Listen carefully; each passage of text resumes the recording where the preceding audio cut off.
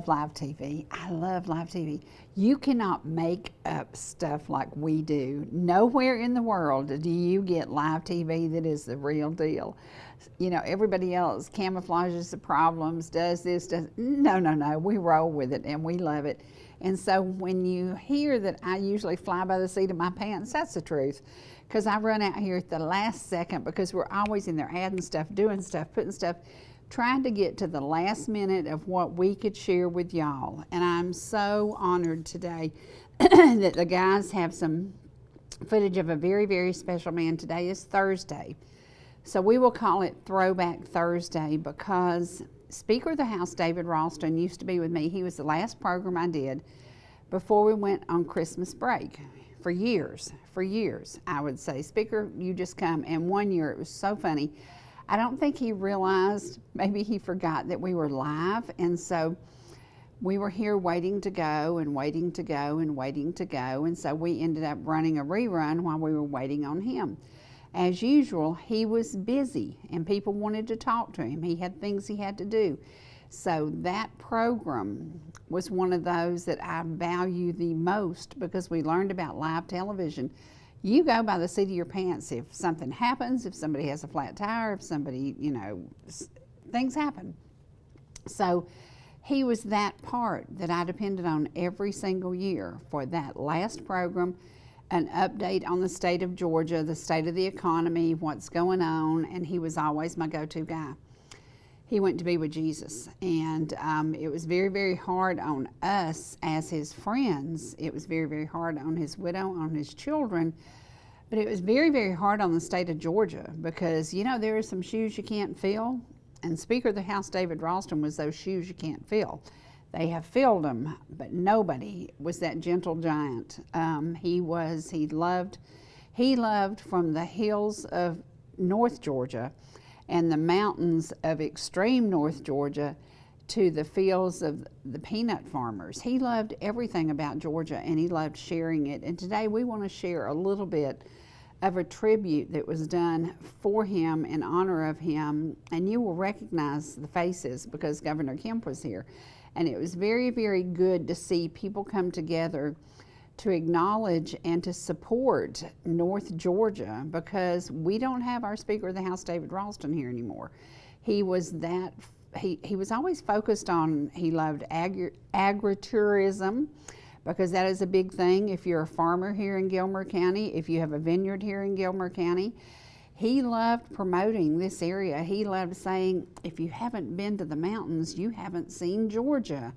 And he would get people to come and visit and they'd say, oh, sir, you're right, you know, and then they'd end up buying a cabin, coming often, and become part of the community. That's what happens when you love where you live and you share the things about where you live, then people learn about you.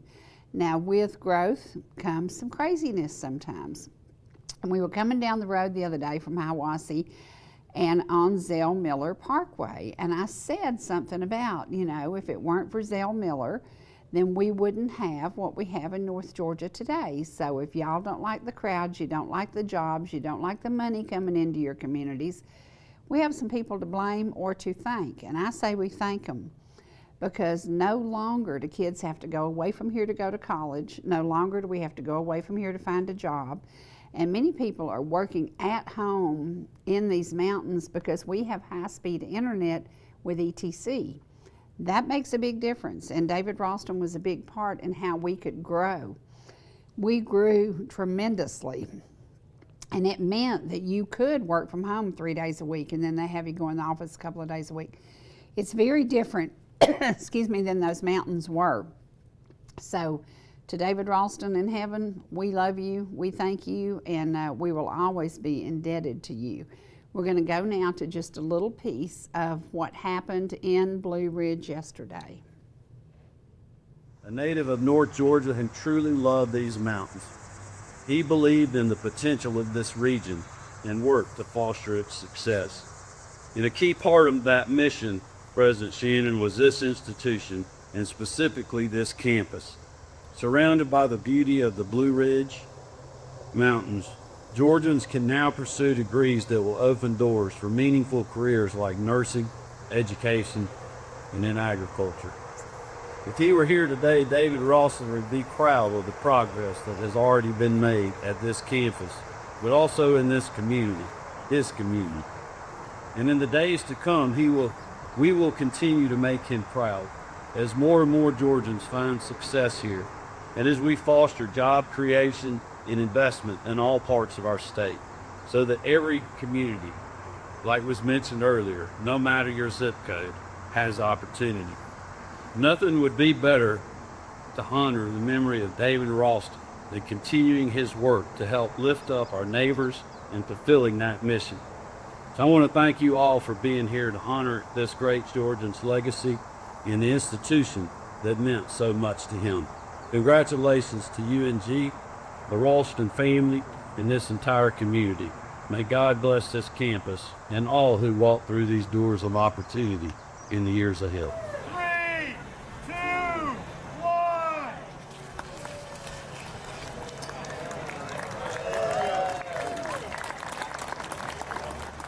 That is precious, and you're going to get to see more of that as the guys get it ready in the next few days. But I got to tell y'all something. When I leave here every day, I work 7 days a week at Malone's Pond because I'm a realtor, and everybody knows that.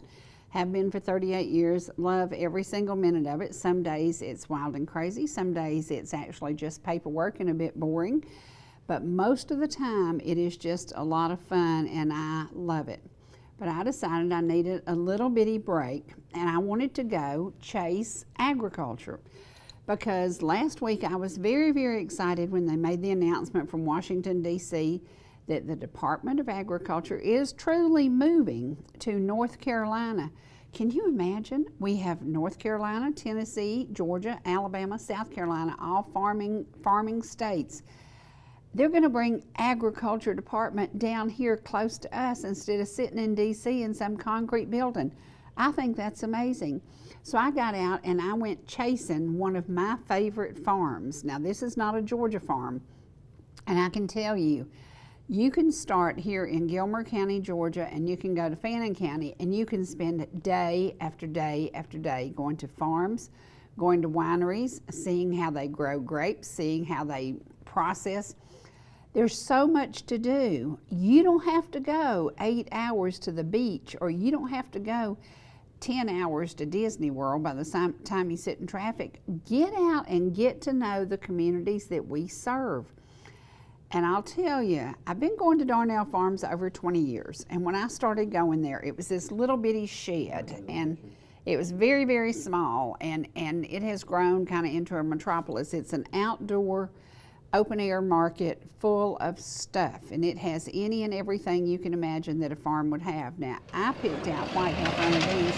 And y'all, you got to see this shot, because this was, as I was filming this, I'm standing there looking, and to my left shoulder is this massive black cloud, and I thought, oh no, the fields are going to get wet. We don't have all the footage we need, and what are we going to do? And and I'm stressing as lightning starts hitting. And when lightning started, it was run to the RV, sit there and watch, and look what we got to watch.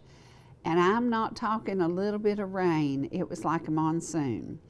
The wind, the lightning, it was crazy. So we didn't get any good shots of the Tuckasegee. All of this blew up in our face because the Lord had a better plan. Okay, here is how the storm started, and you can see, I mean, we were outside, we were doing filming, we were getting ready. Can I just tell you that we're not in control? We have no control of anything. So we did what we could do after this passed, but after it passed, everything was muddy. Now look at the tractor, he's still in the field as this is happening. And I'm like, farmers don't know when to quit. They can't quit because they got to get that stuff out of the crop. Out of the field. They got to get the crops in the field. And they just kept working, and they worked and they worked and they worked. It was several hours later when Nate Darnell got to come and do the interview. This man was wet from head to toe. So I decided I would spend my time while he was out there working in the fields. I would get me some white half runners, and I'd sit there and string beans. I kind of felt like Laura Gilreath. I felt like my sweet granny sitting on the porch stringing her beans, and I might add, I'm cooking those beans today.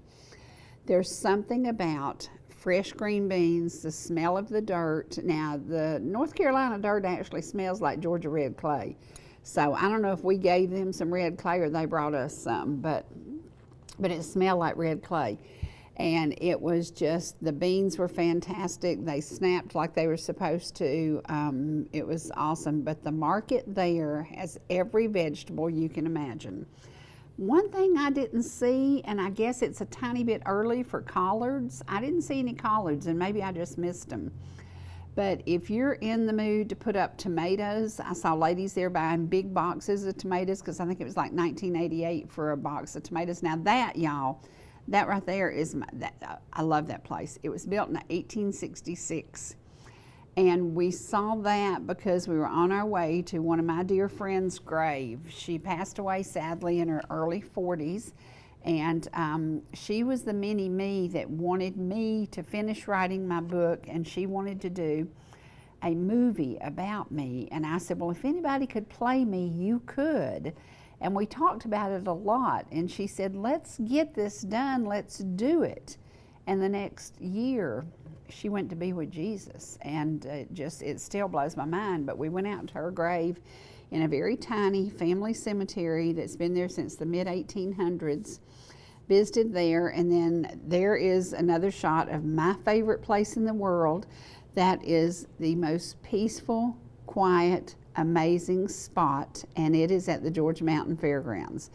It's not going to be peaceful and quiet in a few days because they're having the 75th anniversary. We plan on being there. Going to actually be there on the 17th and film the inspirations and the gospel groups. It's going to be a lot of fun.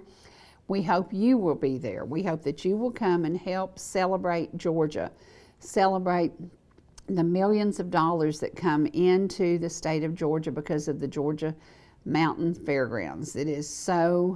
It's amazing, absolutely amazing. Now, there's something about Lake Notley that is drawing me to it. I don't know if it means I need to jet ski one more time. I don't know if it means I need to get out there and scare the fish to death, because I do drive like a maniac. But there's just something about that mountain, that lake, the water. It is just beautiful. Now, this is the Great Smoky Mountain Railroad coming through Bryson City. If you haven't done that, there's you a daycation. There's so many things that we can do an hour and a half from home. You can start here in Gilmer County, and you can do something every single day. You can go on and cross the Tennessee line and go to Delano to the Amish farms, and that is a dream whip. Let me tell you about dream whips. Number one, they melt really quickly in the 90-something degree heat. So I had to eat mine so fast, I said I felt like a dog chomping on a bone because I was trying to get it down so fast. But that is the chocolate when it comes with mini marshmallows in it and whipped cream. And I don't know what they put in it. Mine was pineapple and strawberries. And let me tell you, that was so fresh and so yummy. But again, I had to eat it really, really fast because it was melting. It was hot. Oh my, it was hot.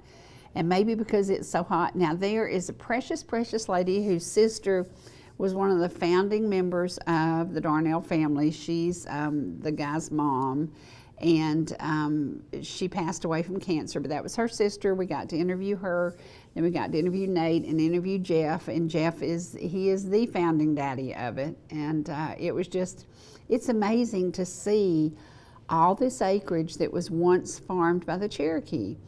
And the tradition goes on because Nate is married, his wife is part Cherokee, and his children are part Cherokee. So I hope that they will learn from the ancestors that taught Nate's dad about farming, because the Cherokee knew how to do it. They knew to plant their farms and grow their crops right on the river. Then you had immediate access to water. You know, it's just amazing. And I'm mad at myself. I was going to get me a seedless watermelon, and I forgot. I don't know how I could leave there without it, but I did. All kinds of jellies, all kinds of peaches, and the peaches smelled amazing. That's one thing, I didn't even taste a peach. I don't know what I was thinking. I think I was thinking about the lightning and the rain and the wind. But they had all kinds of stuff that was just coming in. And of course, the white half runners, that was my favorite thing because I sat and strung them, and it brought back memories of my granny and sitting on the porch with her and talking to her. And look at that old drink box. Golly, wouldn't you love to have one of those today? And they had grapes and apples, and they had blackberries, strawberries, and muscadines. So if it's time to make your muscadine jelly, they just have everything. And we had such a good afternoon just sitting there in rocking chairs, waiting on Nate to get out of the field, because once that rain hit, it was a mess, and he was soaking wet. I don't know how the man sat there and talked to us as long as he did. He was literally, not one stitch, nothing on him was dry. He was sopped. And look at those beautiful, beautiful tomatoes. And now we started this because everybody knows I'm an Ingles girl. I love shopping at Ingles, have for years and years and years. And Ingles is also one of the reasons that I decided to go up there, because I thought, you know, we need to share the word that you can walk into a local grocery store and know that those heirloom tomatoes are sitting on the shelves in Ingles, and they just came out of the field that morning. You can't get any fresher than that. And that's what I love about these local farmers, all our local farmers, from Ball Ground to Turtletown. Everybody who has a farm has the ability to sell it to the stores, who will then market it for you. Now there's my green beans. Oh my gosh, they were so good. They were so good. And boy, yeah, I can't wait to cook them. They're cooking today. I wish I'd got me some crookneck squash to go with it. I'd have fried squash. But that storm just about unnerved me, on top of everything else that happened. Lord, I got to tell you all about it. It was crazy. It was just absolutely crazy. But aren't those beautiful, beautiful beans? And Darnell Farms, it takes us an hour and 30 minutes from Ball Ground to get there. So it wouldn't take you all near that long from Ellijay, Blue Ridge, wherever. But just just go walk around, sit by the river. They've got chairs out there and benches out there. They've got a bounce house for the kids. There's always something going on, but this is what draws people in. They have a drive-through, which isn't even a drive-through. It's just you pull around behind the building, and if somebody's not out there in just a minute, you honk your horn and they come out there and take your order, and they'll make you a dream whip. They'll go get you a watermelon. I mean, they started that, they said, during the pandemic, because people were afraid to get out and afraid to, expose themselves. So they started doing that, and we have to say Afton was responsible for that, the sister, and you'll get to learn a little bit more about them. Now there is Sweet Renee, Heather Renee Rich. Okay, Heather was a force to be reckoned with. She made up her mind that she was going to get into television, and she did. She was doing a program in New York. She came down and we talked, and we sat and we spent time together and we laughed. And she had read a little bit about the book I was writing, and she said, you need to finish this, and we need to do a movie, and I want to be you. And I kept saying, well, you could do it. If anybody could, you could. And then the next thing you know, she'd gone to be with Jesus. And it still doesn't seem real to me, because it's like she's going to walk in with that big, brilliant smile. And no, she's smiling, but not with us. So this is, again, from Hamilton Gardens. You've got to go to Hamilton Gardens if you enjoy walking, if you enjoy nature, if you enjoy outdoors. Just go up to Hamilton Gardens. It won't cost you anything. You park there. Now, during the rhododendron special, they do charge, I think it's $10, but you can hang out. It is so peaceful and pretty. Take yourself a picnic lunch and just sit there, take yourself a walk. This is where I like to be, Lake Chateaugue. Now, there's something about this lake. I don't know why the water is so crystal clear. I don't know why it is so turquoise blue. But I can tell you, when you get there, you leave a piece of your heart and you want to go back. I keep going back. It's a daycation. It's a staycation. You can rent a condo there right on the water. You can take an RV. You can take a tent. And you can go to Lake Chateaugue. There's just something about it. There is where the celebration is going to be. 75th anniversary of the Georgia Mountain Fairgrounds is going to happen at Anderson Music Hall and all around the fairgrounds. There will be fireworks that night, and it is going to be beautiful. But look at that. You can't make that stuff up. God's responsible for that. And this is the little road that leads to the cemetery, the family cemetery where Heather is buried. And just a trip. Now this is, y'all, everybody knows that we had a motorhome that caught on fire and actually burned badly. See that black truck sitting over there? I had to rent a truck because the RV had a little problem with right rear wheel. The brake problem caused smoking, and we thought it was going to be on fire, and I'm jumping in there, getting the camera, making sure all the work we did is in my hands if this sucker burns, and it goes out. It's fine, everything's fine, except that we spent 8.5 hours in the sweetest church parking lot. And all I can say is if you're going to have trouble on the road, God put us in the exact spot. This is where Justin Haynes had preached on Sunday. We were going by there to see the church where he had preached, and that's where we had RV trouble. You can't make this up. You cannot make it up. We spent from 1:41 when we pulled in the parking lot until, was it 8:41 when we left there that night. So it was crazy. It was crazy. But to the Blairsville Enterprise Rental, thank you. Thank you so very much. They came out there and rescued me, and I went and got a rental from them because we thought we were going to have to drive back home. That didn't happen. And after about 6.5 hours of getting pretty discouraged with roadside service, that you have that, you know how, I'm not going to say the words because I don't want to, well, I probably will later. But anyway, there's several different companies that you can sign up to get roadside service and roadside wrecker and roadside this. Wasted 6.5 hours with those people trying to get, there were at least 20 phone calls. Nobody could do what we needed. Nobody could find a wrecker in the area. And then it hit me, dummy, you were in the trucking business all your life. What did you do? I picked up the phone and called people myself. So we said, the heck with the roadside service, and just put them on hold and started calling around. Everybody I talked to in Blairsville was so nice, so sweet, so helpful, from the Enterprise rental car to Young's Towing, which was amazing, to Tanner Towing, to everybody. Everybody was so nice, and they said, no, we don't have a record that'll pull that. No, we don't, but let me give you this. Let me help you with there.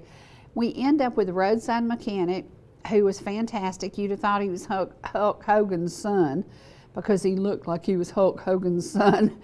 He comes out there and in about 2 hours has us on the road after we've already sat there 6.5 hours. Did I tell you how hot it was while we were sitting there? It was hot. Oh gosh, it was hot.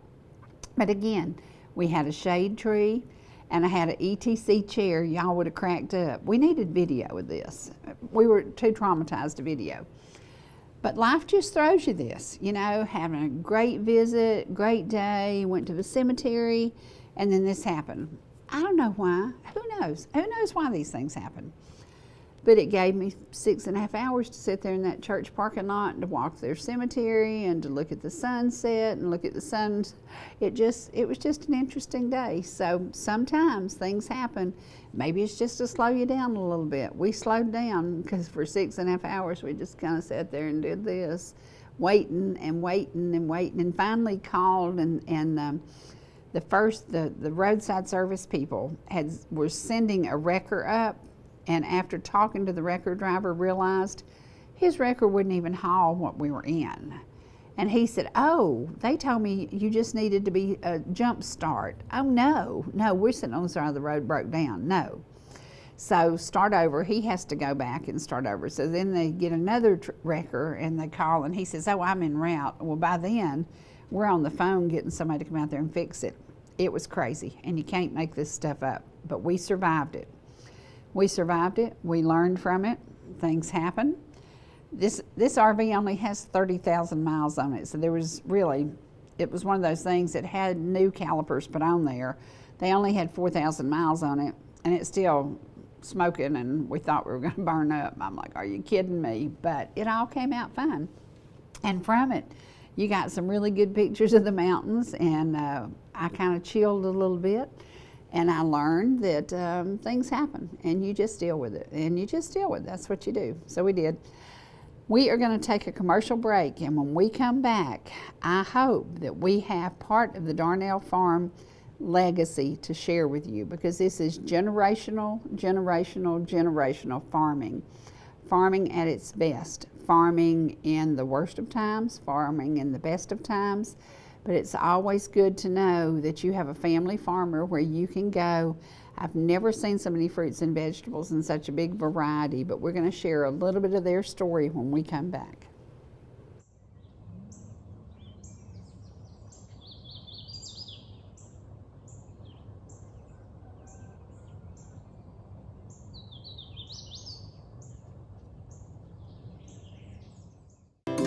Whether you're in the mood for chicken strips, a delicious burger, our classic banana split, or an upside-down thick blizzard treat, we've got you covered. Hot and fresh food every day, every time, and delicious DQ soft serve make the perfect pair at your favorite place. Not fast food, fan food fast. Your Blue Ridge, Ellijay, and Jasper Dairy Queens are your meet, eat, and treat headquarters. Thank you for choosing DQ. How may I serve you? Here's the deal. We gotta set ourselves up. See, retirement is the long game. We can't play about our future or our finances. Make moves, set up goals. Don't worry about a setback. Just save up, stack up to reach them. Let's put ourselves in the right position. Pre-game to greater things. This is pre-tirement.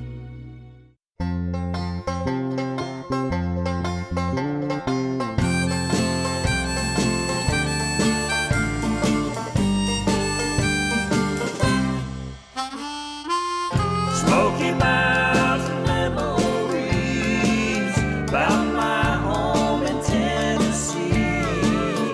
Memories keep calling me home.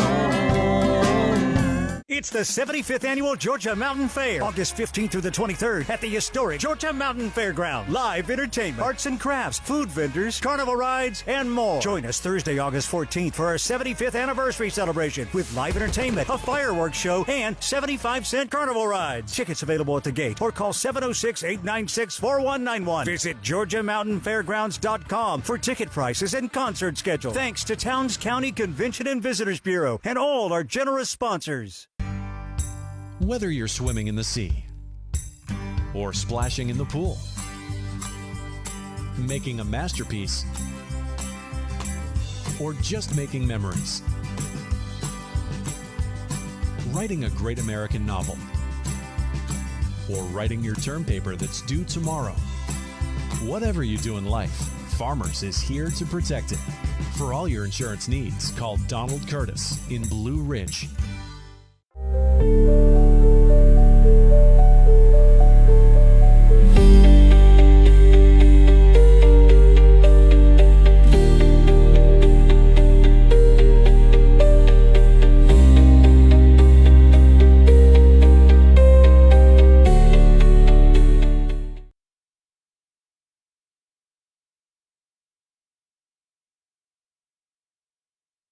I just chilled, relaxed. This is what I call sanity, absolute sanity. If you're having a bad day, come to Darnell Farm, sit down by the Tuckasegee, but don't sit down before you get a dream whip. Oh my gosh, is that not amazing? Now, tell us who you are, because you're like the you're the crown jewel, because you're family that's not working. See, Nate's so busy, he's in the field, so you're not working, so we get to talk.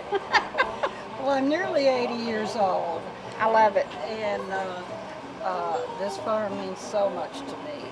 And because my sister who passed away years ago, she was a big part of the farm. Mm-hmm. Her name was Amy, and I miss her dearly. But the Nathaniel, I call him Nathaniel. I know most people call him Nate now. Right. But I'll always think of him as Nathaniel. Mm-hmm. And Afton are my niece and nephew, and I have 2 sons that are 41 and 43, and neither married. I have no grandchildren. Oh, no. And so Nathaniel and Afton have been gracious enough to let me Spoil their children. spoil the great nieces and nephews, and I love to spoil them. Yeah. That's what it's all about. Let's talk a little bit about, I've been coming here for 20 years, and when I came, it was a very quaint, very small place to begin with. And then it started growing and growing and growing. What happened that made it just absolutely blossom? Well, I give a lot of credit to Afton. Her merchandising expertise, and I saw it really bloom after she became part owner, and she Nathaniel has his expertise in the farming, and Afton has her expertise in the merchandising and the selling part. Yeah, that's it. That's it. They all boo-hooed her About this? About this. Are you kidding me? I'm not kidding you. People drive here for this. They drive from a long way away from that. Yes, they're so good. It was her idea, and they Oh said, my gosh, that it's is so good. never going to work. That is never going to work. And she says, I want to yeah. do it. And so she did it, and honestly, it's just, that's been a big part of the boom of this farm. My lunch, and for dinner tonight I'm having a banana split one, because today's special is banana split. Oh, is So, it? I'm going to try that. Yeah, so we're going to do that. I intended to get one when I came over here. Okay, today. we're looking back to the 1950s. Tell me what Bryson City was like in the 1950s. Well, actually, I'm from Franklin. Okay.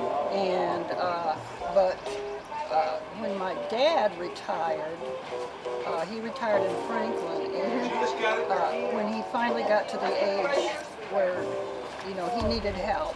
Hold on just a minute. We're doing a TV interview. If there's any way y'all can just sit right over there. Sorry, that's okay. That's okay. Yeah, they can edit it out. Okay, thank you. Okay. And when my dad started needing... Let's start back over with it. Okay. Okay, let's go back to the 50s. North Carolina was farming, people working in mills, people commuting to the city. How did Darnell Farms blossom into what it is today? Well, of course, Jeff Darnell, he found this land over here. He's actually from Franklin, too. And he found land over here, and so they decided to start the farm over here. And he and my sister were a couple at that time, and so he got it started over here. There were many years of a great deal of struggle.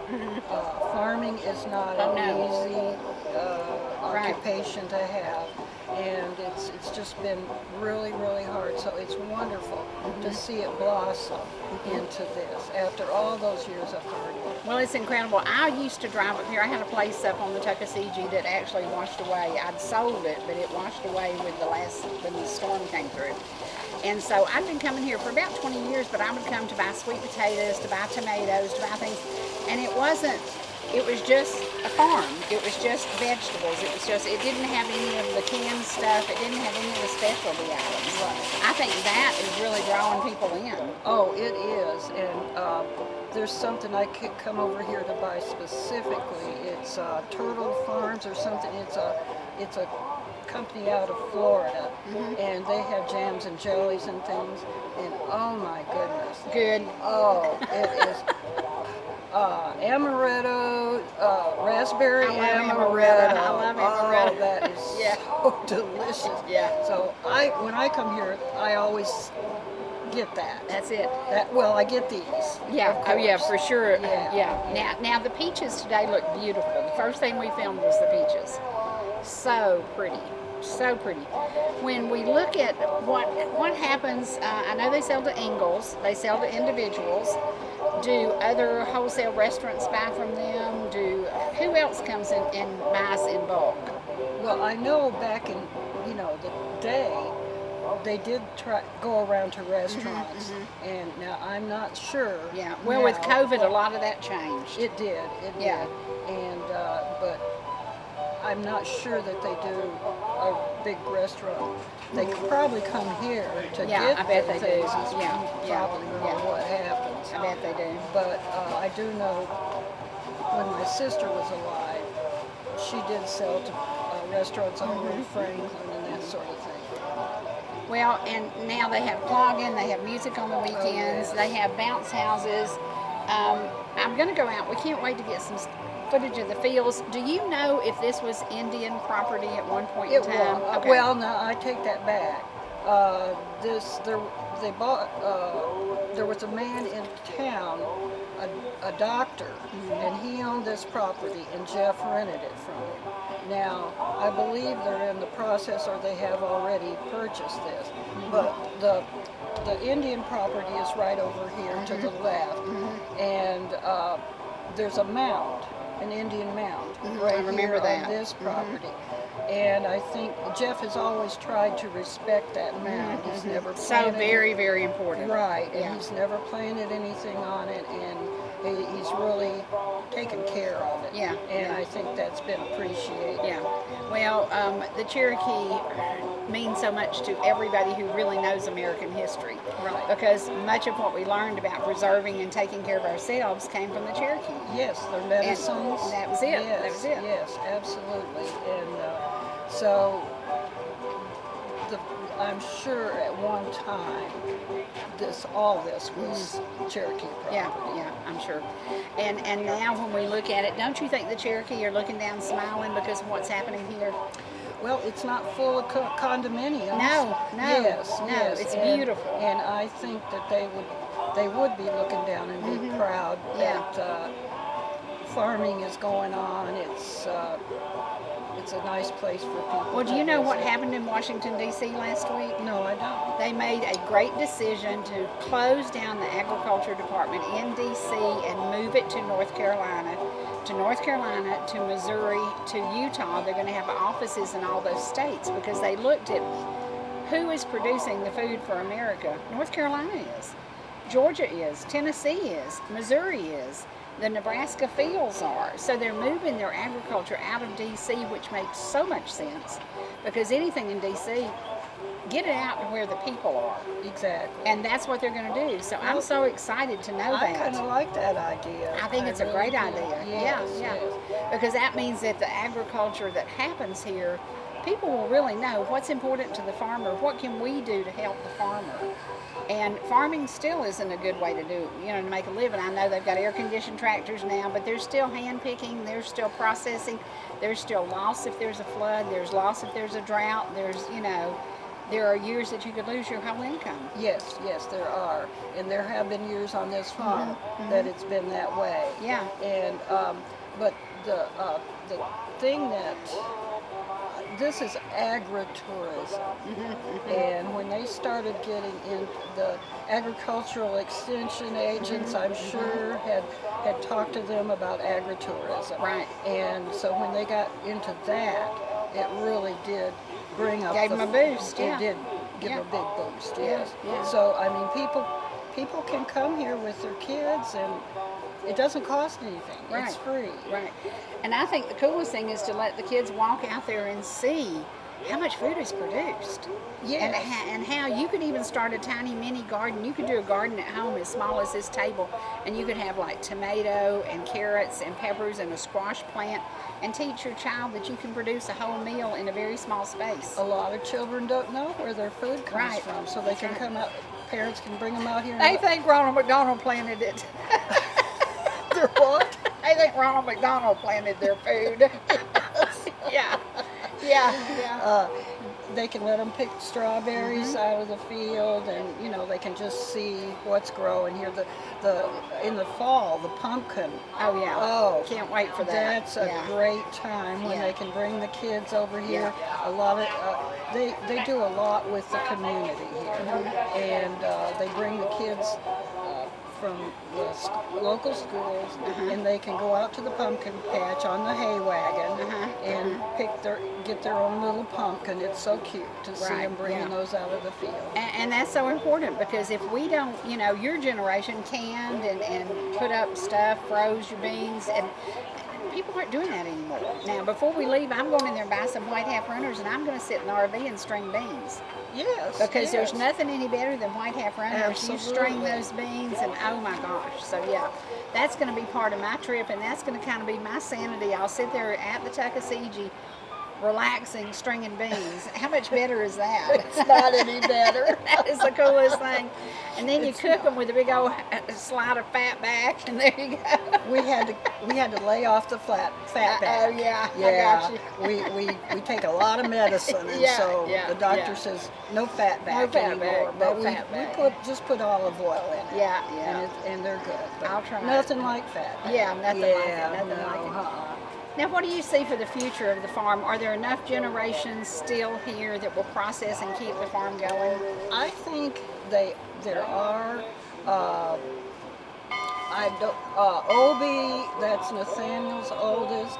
He's more in the computer thing, but there's a need for all of that type of thing. Yeah, on the marketing. farm. He could be in the marketing part of it. Exactly. Marketing and doing a web page. Yes. Yeah. And I think that some of the kids will carry it on. Fletcher, he's our redhead. I think Fletcher's might be a farmer. Yeah. And we've got one Blossom. Oh, wow. We got a strawberry Blossom. Oh, that's awesome. And she's Awesome Blossom to the teachers. Oh, That's what is they call her. funny. Yeah. Oh, So Blossom might, stay around to do the farm work. I don't know. Sophia might. They're part Cherokee. There you go. And there you go. Beautiful. Of course, I'm prejudiced. Oh yeah. And then Afton's children, Alexa and Heidi and Delta May. Yeah. Some of them might See, stick around. it is just amazing, because that could be generation after generation. Where else could you create a job that goes on for at least 50 or 60 years? Right, Yeah. exactly. Yeah.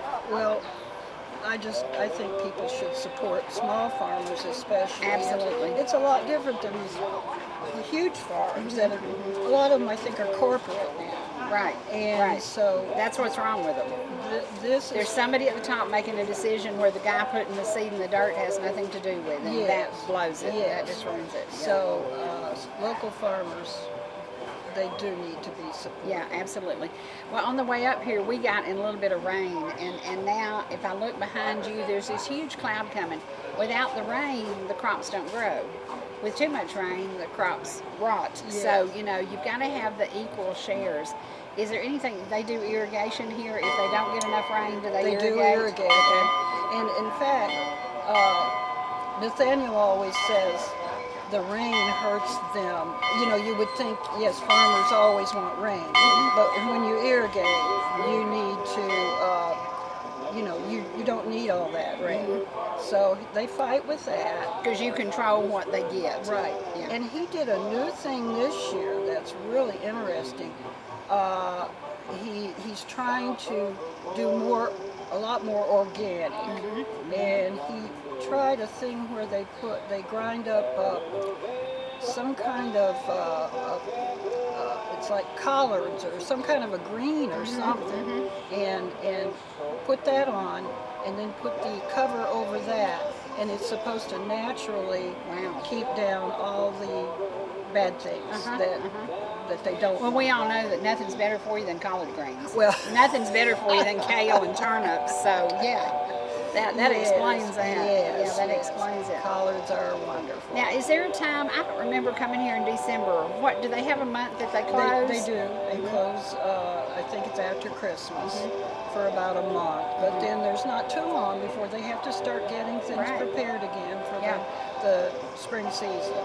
Do you think the strawberry season is busier for them or the pumpkin season? I It'd be a toss-up to me. There's lots. I know there's nothing any more beautiful than the mountains in the fall. The mountains are beautiful in the fall. So the pumpkins are great. And also, almost every month they have an an event going on. Right. And they have vendors here that sell crafts and things, and so every month there's something that is a special event, and it's great. Well, and every day you see people on YouTube who go to Darnell Farms, been to Darnell Farms, never saw it before, didn't even know it existed. And then you see people like me who've been here, and when I got here, I think it was about a few months ago, we realized how much it'd grown, but I just remember it used to be just a little shed. Yes. It was just a little shed. It was a shed. Yeah, it was. It really was. Yeah. And so it's truly amazing. Yeah, it is. And this is kind of just a little side comment, but Nathaniel and Afton neither have gone to college, but this has been an education for them. Yeah. Just getting down to the nitty-gritty and doing it and having ups and downs and learning. And I'd like to see Afton, when the kids are all in school and everything, go back. But she doesn't really need to. No, I mean, it sounds to me like she could teach She college. could. She could teach college. She could be a professor. And I said they need, Nathaniel has his podcast thing, and I said the teachers at NC State need to have all his podcasts, because he shows what he's doing with all the crops and everything. And I said, they need to see this. I watched the one of him when they were talking about Ingles and providing food, and Ingles is my grocery store. I think everybody should shop at Ingles. And we just got a new Publix in town, and everybody was like, well, aren't you going to go to Publix? Aren't you going to? I said, no, I'm an Ingles girl. No, I'm an Ingles girl. But I think the fact that local grocery stores do support local farmers, that's very important. It makes me so proud when I go in Ingles and I see those heirloom tomatoes sitting there. And the tomatoes today are stunning. Oh, are they? Those, oh my gosh. I haven't been beautiful, in, so I haven't beautiful, seen and what got they the heirloom. They look like art. They don't look like tomatoes. They look like art. Yeah, they're beautiful. That's a good thing. Now, do you like tomato sandwiches? With bacon. With bacon, of course. I can't have fat back, but I do eat bacon. Now, Blue Plate or Duke's mayonnaise? What kind of mayonnaise do you use? I'm ashamed to say. Oh no, not Hellman's. No. No. I go to Aldi's. Well, Ingles, you did not hear that. But I go to Ingles religiously, basically. So we have 3 in Franklin. In that little town of Franklin, we have 3. So you almost have to go to Ingles. Yeah. And you would want to. And they just built a new one over there. And so Ingles is such a good American company. It is. It's a good American and I think Mrs. Ingles, I believe she's still living. Is she really? Wow. I think I believe she's a fine lady. Yeah, a very fine lady. Yeah. So yes, Ingles is a part of our life. Oh yeah, as it should be. Because we go, because we get that money off of our gas. Oh yeah. This is not an Ingles. I am not sponsored by Ingles. I got you. I'm just an old lady off the street. Well, it's so funny because when Nathaniel called, he said, we've had a little boo-boo today. 2 people aren't here because I didn't schedule it for him. And he's out in the field, and he said, could you hang out for a little bit? And I said, sure, I'll find something to do. So I'm so glad that you were here. And, is there ever a time that you just like coming down and meeting people and talking about your story, about your family? Because your sister being a big part of it. Yes, absolutely. And it makes me so happy when I meet somebody that knew her. Yeah. Because she was the life of the party, and was that kind of person. And what kind of cancer did she have? She had colon cancer. Yeah. And she died 2 months after it was diagnosed. Wow. Very quick. Wow. Yeah, very quick. But she got all the personality in the family. That's and precious. I was standing behind the door when they passed the personality out. But she got it, and everybody just loved her. That's awesome. That's awesome. Well, thank you so much for today. Now tell us again your name. Martha. Yonce. Y-O-N-C-E. Now, are you kin to, is it Shauna who lives in Murphy? Yonts. I can't remember her dad's name. They are related. Yes, Those yes. are the Yontses that spell it the way we do. I Yes. believe, there's some from over Is in it there. Y-O-N-C-E? It's Y-O-N-C-E, but Yes, some yes. here spell it Y-O-U-N-C-E. Hers is Y-O-N-C-E. I always tell them Y-O-N-C-E That's right. is the correct way. That's right, that's right. Thank you so much. I can't wait now for dinner because I finished my lunch. I've got one strawberry left, and then I'll just hang out. We'll walk the fields, we'll go by the river, and then I'll be back for a banana split. Oh my gosh, that's going to be good. Hang with us, y'all.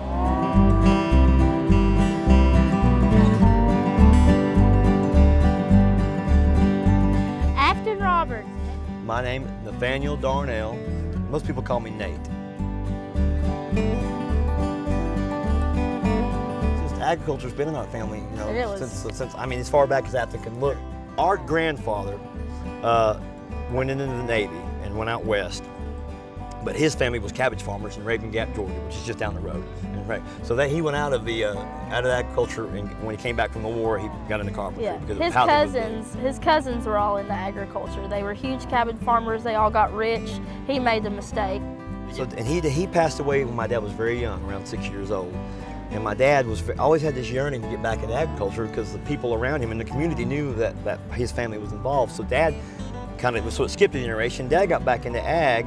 Real estate started to come here when my dad was in his early school, early 20s, and I think he saw a lot of people have to sell out, and their old farms are all now just big developments. But my dad I kind of give him a little credit because he was a conservationist before it was cool, kind of. He was like, so he's like, and everybody became a real estate agent. He was going to become a farmer. That was And to this day, my dad's highly involved with ADFP and trying to preserve farmland in the state, and any state really, but North Carolina specifically, because he was it meant a lot to him because he did skip a generation. There was no farmland in the family for him to access, so he had to go out and lease everything, and that's what drove him into Swain and Jackson County, and in the late 70s, early 80s, found this farm and began to lease it, and then that's where it began to blossom.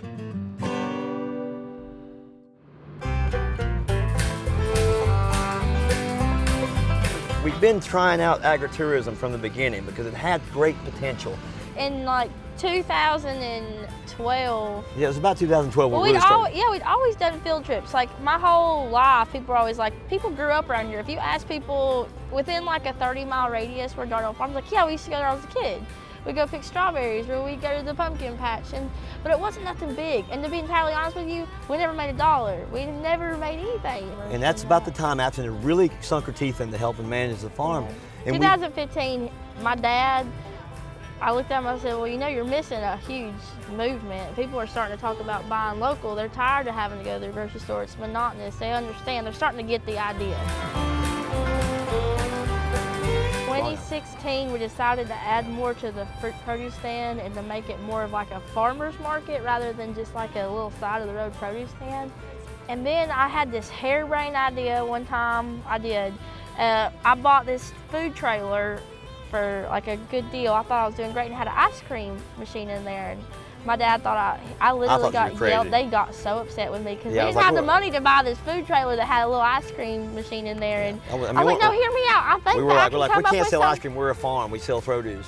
But the real turning point was when we, again, fully committed, or in the mid 20-teens to about 14, 15, to going really focusing on that shed right there that I spent all my life under as a little boy. We decided that we were going to break out the middleman. We were done with selling to these brokers and dropping. She brought in ice cream. She brought that selling. We stopped we call selling. them whips. Yeah. Brought those whips in, and people. Yeah. And people, I was blown away at how well they were received, because what I learned from that, and I wouldn't support every idea she has, but I give her ideas way more credence, is that value added was key for us. Yeah. Take our strawberries, make shortcake with them, make ice cream with them. Make them come here. We want everybody to come here and spend their money. We don't want to make them go to the grocery store. We want them to come here, make the farm their own, buy what they want, enjoy themselves, because they're going to come back every year because this is a tourist spot, and then they're going to bring their family. They're going to tell their friends. Yeah. We're not just growing you food out here, we're growing you an experience. Nate the farmer here standing on the edge of the strawberry field. I was always very anti-social media. It felt like a crutch we didn't need as a society. I still have issues with it. But when she exposed me to being able to, the genesis of our Nate the Farmer videos was she showing up behind me while I was picking yellow crookneck squash, and I said, hey, tell me what you're doing. I'm gonna show you what they look like. There you go, guys. You want to learn about farming from a farmer. From a family farm, not just a farmer, but a family farm. Yeah, like true farmers. It's just like the statistics you said in your thing. We're real people, we're real farmers. If you're gonna get your facts about farming, if you want to learn about a car, you talk to a mechanic.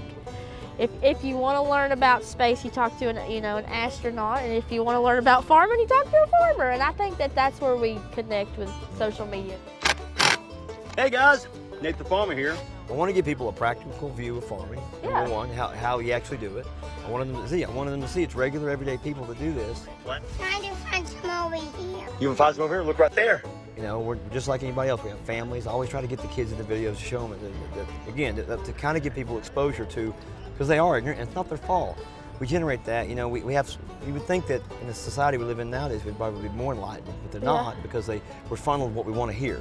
Yeah. So if you can somehow, you know, and I've only used it, we only scratched the surface of how to do it. We're getting ready to enter a whole new era of social media when we open up more YouTube pages and things like that. And we're going to start stepping in. We're working on that as we speak, because, and I'm not really interested in the monetary side of it. I just want to expose people to what true agriculture is, because true love for agriculture. It's not about preservation. It's conservation. It's about working the land, being a tenant, working with Mother Nature. It's not about preservation to the degree that you don't touch it. You have to use it, mold it, and then learn how to repair it and bring it back. You know, it's a give and take.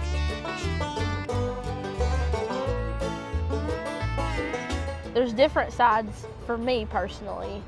I think it's cool to get down there and meet people that are kind of in the same boat that we are. Like, when I first started, I was like, I'm a little podunk mountain. We're vegetable farmers from the mountains. We're not corn and soybean. We ain't gonna have nothing in common with these nice Columbia wearing shirt boys. You know what I'm talking about? We're not gonna have anything in common. I really thought that from the start. Nothing. And these people end up becoming some of my greatest friends and my greatest allies. If I have a question, a lot of these guys have been able to connect me with some congressmen or senators because they're right there with Raleigh, or their farms border next to these people, and it's been really kind of cool. But as I've gotten older, I realize just farmers are innately, because it's such a stressful job, you very oftentimes feel alone. You feel alone. Farm Bureau offers you, through the Young Farmer, through the LEAD program, and through it, just the fellowship of it alone, support. That's the best way I can do. Support when you need someone to talk to. Support when you need to get in touch with your congressman. And I know I'm a political buff like anybody. I listen to the political channels and try to understand what's going on, but the fight can almost be daunting for somebody like me. So you need somebody to swing that back for you while you're doing something else. That was probably the best thing I ever did, was to get on the board. My dad motivated me to get on the board and be part of it.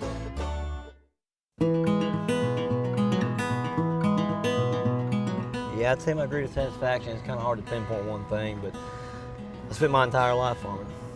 My dad was in the native field the day I was born, and so it's been a life's work to try to make a living, and it's been a struggle.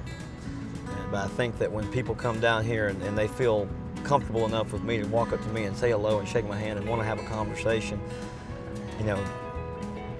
because they feel like this farm is something special.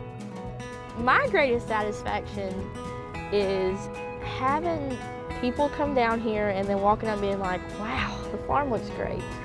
People that have been here and been coming for years and been like, wow, you guys are really doing a good job. That's a good feeling. And people saying that to my dad. I don't really care as much as them saying it to me, but to make him feel good, like he did, like he's successful.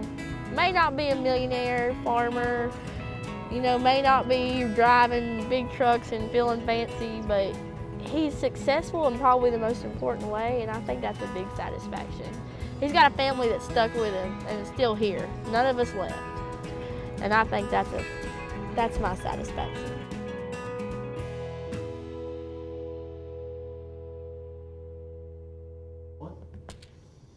There's your vacation. Get in the car, head to Bryson City, North Carolina, get to visit the Darnell farm, go hungry, and eat you a dream whip. So thank you, Afton. Thank you, Nate. Thank you, everybody involved in this. We have a whole program of interviews with Nate and with his dad, and we're going to put together a special for that. We'll be showing some of that next week, and then we'll have the whole special that you can sit down and you can learn a little bit about farming, and we're going to go all over the counties that we serve, and let's talk to local farmers. Pick up the phone and call me at 404-375-0590 if you would like to have your farm featured. You know what? It's time to get out of here. I'm going to leave you now where rivers, mountains, and good friends meet, and a lightning strike every once in a while. So be careful if you're out and about because some storms may be coming this evening. I'll see you soon.